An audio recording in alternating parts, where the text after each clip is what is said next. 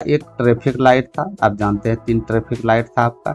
ये जो पहला ट्रैफिक लाइट था ये 30 सेकंड में चालू होता है, दूसरा ट्रैफिक लाइट 45 सेकंड में चालू होता है, तीसरा ट्रैफिक लाइट 60 सेकंड में चालू होता है। ठीक है, तो क्या मैं बोल सकता हूँ कि तीनों एक एग्जैक्ट टाइम तो एक होगा जो तीनों एक साथ जलेगा, तो तीनों एक साथ जलेगा, कोई तो एक ऐसा टाइम हो तीनों एक साथ जलेगा। तो हाँ, हम जानते हैं क्या होता है, वो एलसीएम हो जाता है।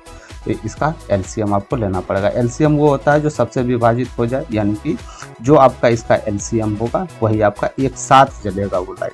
ठीक है, जो आपका हो जाएगा इतना सेकंड में एक साथ जल जाएगा वो लाइट जैसे। तो इसका एलसीएम क्या लेना, सबसे बड़ी संख्या इसमें क्या है 60 है। एलसीएम लेने के लिए इस तरह आपको नहीं करना है, कॉम्पिटिटिव एग्जाम दे रहे हैं आप, ना कि 10th और 12th का। ठीक है, तो आपको सबसे पहले 60 लेना है। तो क्या 60 यदि लेते हैं तो 60 सबसे विभाज्य हो रहा है जी नहीं, 30 से तो हो रहा है, 60 से हो रहा है, लेकिन 45 से नहीं हो रहा है, यानी 60 को हम नहीं लेंगे। तो 60 से दुगुना आप लीजिए तो 120, क्या 120 सबसे विभाजित हो रहा है, 30 से हो रहा है 60 से, लेकिन 45 से नहीं हो रहा, तो 120 भी नहीं लीजिए।